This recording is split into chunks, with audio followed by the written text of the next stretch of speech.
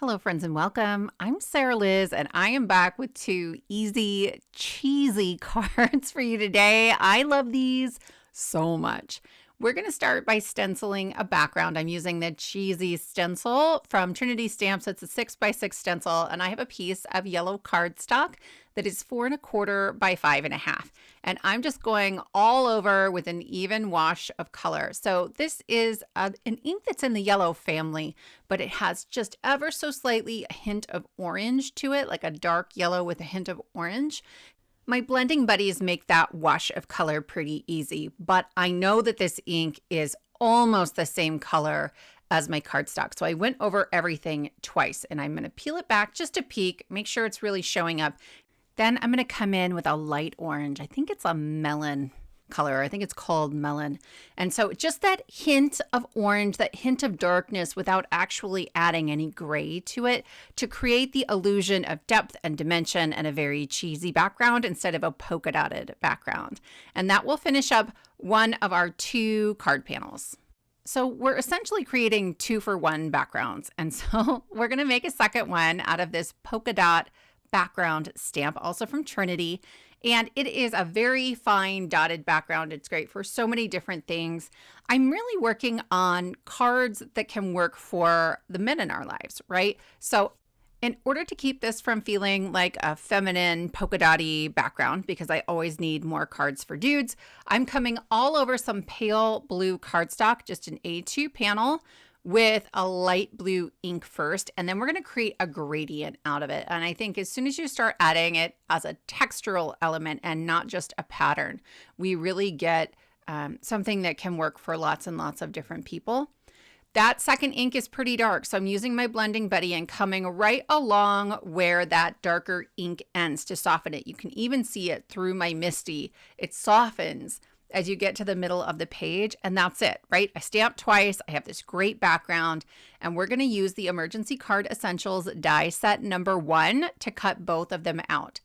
That piece is about 4 by 5 1/4, and so it's great to put on an A2 matte layer, and we're going to work on one of the cards at a time. I like to tape my 2 pieces together and then flip them over. It helps me to make sure that I'm getting everything centered and not just eyeballing one piece of it. I've done it before and ended up with like the second piece has a very short margin on one of those short ends. So here we go. I can see the whole thing at the same time. That's just some highlighter tape, like a temporary tape that I'm going to peel off once it's glued down.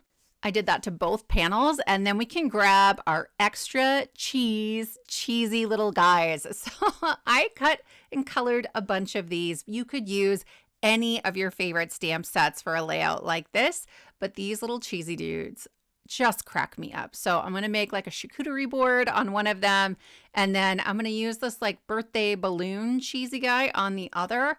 He's really small, so I wanted to make sure I knew what I was doing on both cards before I started gluing things down.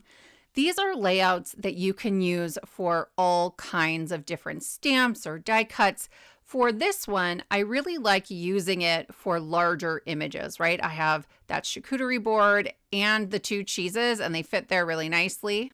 And from here, we're working on a sentiment. So there is a stamp set full of cheesy puns. It's called the Brie-lliant Sentiments, like Brie-lliant Sentiments.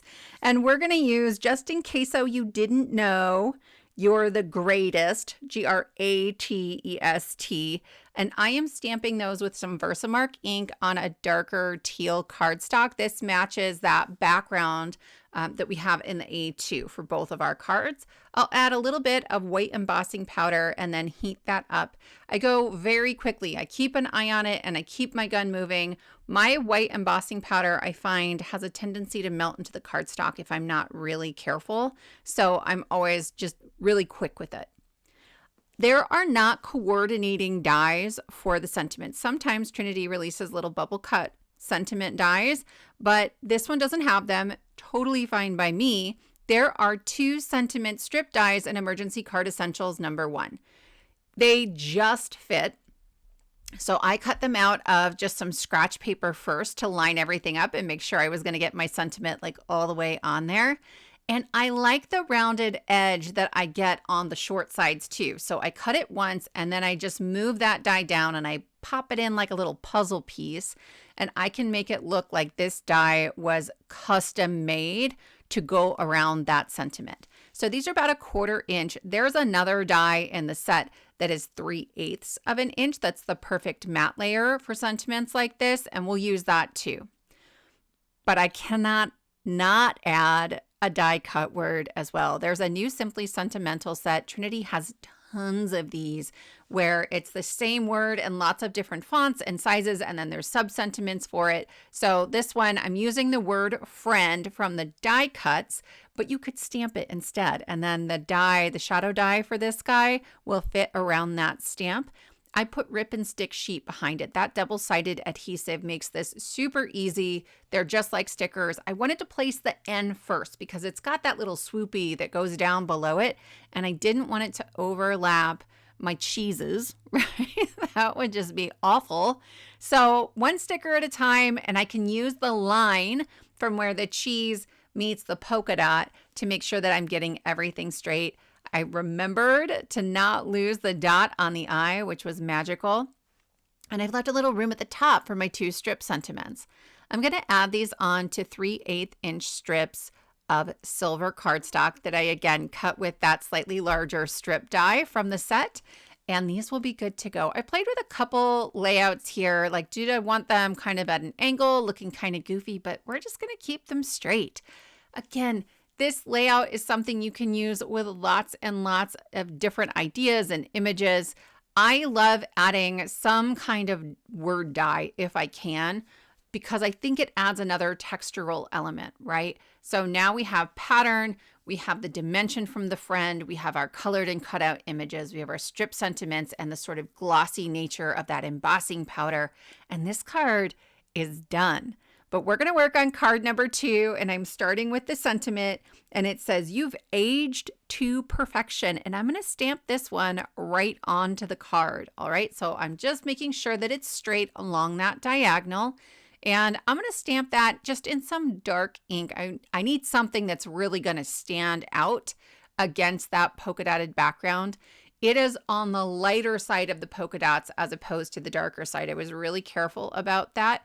I'm going to stamp this twice because the letters are so fine and detailed, and I wanted to make sure that they're not going to get squished. I'm not pressing too hard. So a couple of times we'll make sure that it's nice and crisp and dark black without me having to worry about something looking kind of lopsided and funky.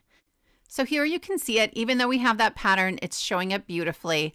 I have the scallop circle and the 2-inch circle from that same Emergency Card Essentials die set. I love this for small stamped images. I don't know about you. I like coloring, but I'm not fast at it. And so if I'm going to color an image, I don't want to have to color 10 images. And I wanted just this one little cheese, who's maybe my favorite from the set, to be able to take like center stage on this card, and putting it inside of a scallop circle or something, some other shape that makes him bigger allows him to do that.